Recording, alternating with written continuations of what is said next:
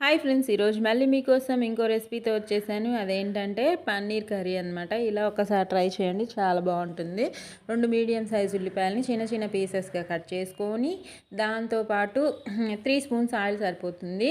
మెంతి కూర కూడా తీసుకున్నాను, అది కూడా చక్కగా ఫ్రై చేసుకున్నాను. ఆనియన్స్ బ్రౌన్ కలర్ వచ్చిన తర్వాత మాత్రమే మెంతి కూర వేసుకొని ఫ్రై చేసుకోవాలన్నమాట. ఇవి బాగా ఫ్రై అయిన తర్వాత పక్కన పెట్టేసుకొని దీనిలో వేసే ఇంగ్రీడియంట్స్ చూసేద్దాం. వచ్చేసేయండి, కొత్తిమీర, పుదీనా, పచ్చిమిర్చి ఈ 3 కూడా వేసుకొని కొద్దిగా వేసుకోండి. ఒక చిన్న పిరికెడు కొత్తిమీర, పుదీనా, 3 పచ్చిమిర్చి సరిపోతాయి. మీ స్పైస్ని బట్టి వేసుకోండి, అప్పుడు మీకు అర్థమవుతుంది.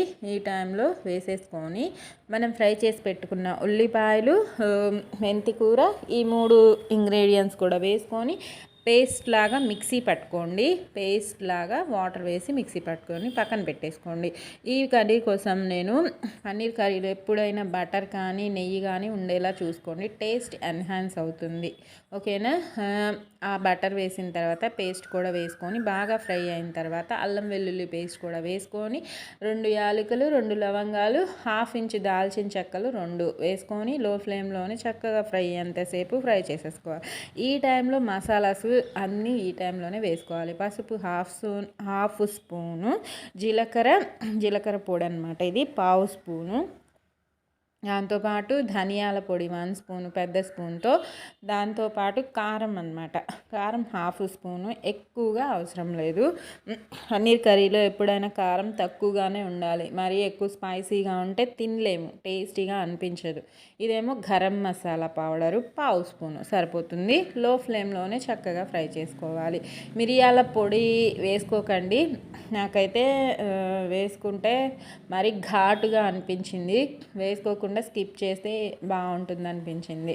ఓకేనా? ఇంకా నేను వేసి ట్రై చేశాను కానీ అంత అనిపించలేదు. మీరు వేసుకోకుండా చేయండి. దానివల్ల ఇంకా చక్కగా లో ఫ్లేమ్లో మసాలాస్ అంతా 1/2 టీ గ్లాస్ వేసుకొని ఫ్రై అయిన తర్వాత మన పన్నీరు, జీడిపప్పు పీసెస్ని వేసేసుకొని ఇంకా ఇది కూడా లో ఫ్లేమ్లోనే చక్కగా కుక్ చేసుకోవాలి. మీరు రోటీతో చపాతీతో తినాలంటే పంచదార వేసుకోండి లాస్ట్లో.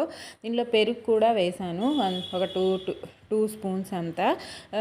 రైస్తో అయితే పంచదారని స్కిప్ చేసేయండి. కర్రీ ఫుల్ వీడియో క్లారిటీగా ఉంది. మీకు నచ్చితే ఒకవేళ ట్రై చేసి ఎలా వచ్చిందో కామెంట్స్లో పెట్టండి. ఇంకా మరిన్ని వీడియోస్ నా ఛానల్లో చూడాలనిపిస్తే సబ్స్క్రైబ్ చేసుకోండి. Thank you for watching friends. Bye.